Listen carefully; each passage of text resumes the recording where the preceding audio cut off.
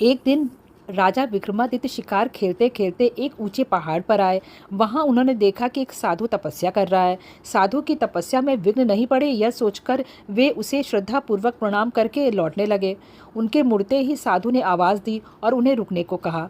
विक्रमादित्य रुक गए और साधु ने उनसे प्रसन्न होकर उन्हें एक फल दिया।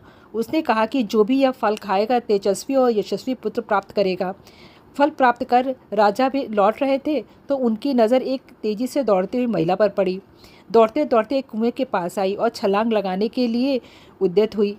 विक्रम ने उसे थाम लिया और इस प्रकार आत्महत्या करने का कारण जानना चाहा। महिला ने बताया कि उसकी कई लड़कियां हैं पर पुत्र एक भी नहीं। चूँकि हर बार लड़की ही जनती है, इसलिए उसका पति उससे नाराज है और गाली गलौज और मारपीट करता है। वह इस दुर्दशा से तंग होकर आत्महत्या करने जा रही है। राजा विक्रमादित्य ने साधु वाला फल उसे दे दिया तथा आश्वासन दिया कि अगर उसका पति फल खाएगा तो इस बार उसे पुत्र ही होगा। कुछ दिन बीत गए। एक दिन एक ब्राह्मण विक्रम के पास आया। उसने वही फल उसे भेंट किया। विक्रम स्त्री की चरित्रहीनता से बहुत दुखी हुए। ब्राह्मण को विदा करने के बाद वे फल लेकर अपनी पत्नी के पास आए और उसे वह फल दे दिया। विक्रम की पत्नी भी चरित्रहीन थी और नगर के एक कोतवाल से प्रेम करती थी। उसने वह फल नगर कोतवाल को दिया ताकि उसके घर यशस्वी पुत्र जन्म ले। नगर कोतवाल एक वेश्या से प्रेम में पागल था और उसने यह फल एक वेश्या को दे दिया। वेश्या ने सोचा कि वेश्या का पुत्र लाख यशस्वी हो तो भी उसे सामाजिक प्रतिष्ठा नहीं प्राप्त हो सकती। उसने काफ़ी सोचने के बाद यह निष्कर्ष निकाला कि इस फल को खाने का असली अधिकारी राजा विक्रमादित्य ही है। उसका पुत्र उसी के तरह योग्य और समृद्धशील होगा तो प्रजा की देखरेख अच्छी तरह से होगी और सभी खुश होंगे। यही सोचकर उसने विक्रमादित्य को वह फल भेंट कर दिया। फल को देखकर विक्रमादित्य ठगे से रह गए। उन्होंने पड़ताल कराई तो नगर कोतवाल और रानी के अवैध संबंध का पता चला। वे इतने दुखी और खिन्न हो गए कि राज्य को ज्यों का त्यों छोड़कर वन चले गए और कठिन तपस्या करने लगे। चूँकि विक्रमादित्य देवताओं और मनुष्यों को समान रूप से प्रिय थे, देवराज इंद्र ने उनकी अनुपस्थिति में राज्य की रक्षा के लिए एक शक्तिशाली देव भेज दिया। वह देव नृप विहीन राज्य की बड़ी मुस्तैदी से रक्षा और पहरेदारी करने लगा। कुछ दिनों के बाद विक्रमादित्य का मन अपनी प्रजा को देखने के लिए करने लगा। जब उन्होंने अपने राज्य में प्रवेश करने की चेष्टा की तो देव सामने आ खड़ा हुआ। उसने अपनी वास्तविक पहचान देने के लिए विक्रमादित्य ने उससे युद्ध किया और पराजित किया।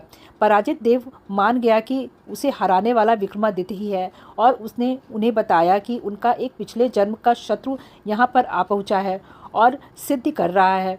वह उन्हें खत्म करने का हर संभव प्रयास करेगा। यदि विक्रम ने उसका वध कर दिया तो लंबे समय तक वे निर्विघ्न राज करेंगे। योगी के बारे में सब कुछ बताकर उस देव ने राजा से अनुमति ली और चला गया। विक्रम की चरित्रहीन पत्नी तब तक ग्लानि से विष खाकर मर चुकी थी। विक्रम ने आकर अपना राजपाट संभाल लिया और राज्य के सभी काम सुचारू रूप से चलने लगे। कुछ दिनों के बाद उनके दरबार में वह योगी आ पहुंचा। उसने विक्रम को एक ऐसा फल दिया जिसे काटने पर एक कीमती लाल निकला। पारितोषिक के बदले में उसने विक्रम से उनकी सहायता की कामना की। विक्रम सहर्ष तैयार हो गए और उनके साथ चल पड़े। वे दोनों शमशान पहुँचे तो योगी ने बताया कि एक पेड़ पर वैताल लटक रहा है और यह सिद्धि के लिए उसे वैताल की आवश्यकता है। उसने विक्रम से अनुरोध किया कि वह वैताल को उतारकर उसके पास ले आए। विक्रम उस पेड़ से वैताल को उतारकर कंधे पर लाद कर लाने की कोशिश करने लगे। वैताल बार बार उनकी असावधानी का फायदा उठाकर उड़ जाता और पेड़ पर लटक जाता। ऐसा 24 बार हुआ। हर बार वैताल रास्ते में विक्रम को एक कहानी सुनाता। 25वीं बार वैताल ने विक्रम को बताया कि जिस योगी को उसे लाने के लिए भेजा गया है वह दुष्ट और धोखेबाज है। उसकी तांत्रिक सिद्धि की आज समाप्ति है तथा आज वह विक्रम की बलि दे देगा। जब विक्रम देवी के सामने सिर झुकाएगा, राजा की बलि से ही उसकी सिद्धि पूरी हो सकती है। विक्रम को तुरंत इंद्र के देव की चेतावनी सुनाई दी। उन्होंने वैताल को धन्यवाद दिया और उसे लाद कर योगी के पास आए। योगी उसे देखकर अत्यंत हर्षित हुआ और विक्रम से देवी के चरणों में सर झुकाने को कहा। विक्रम ने योगी को सर झुकाने की विधि को बताने को कहा। जो ही योगी ने अपना सिर देवी के चरणों में झुकाया, विक्रम ने तलवार से उसकी गर्दन काट दी। देवी बलि पाकर प्रसन्न हुई और उन्होंने विक्रम को 2 वैताल सेवक दिए। उन्होंने कहा कि स्मरण करते ही ये दोनों वैताल विक्रम की सेवा में उपस्थित हो जाएंगे। विक्रम देवी का आशीष पाकर आनंद पूर्वक वापस महल लौट आए।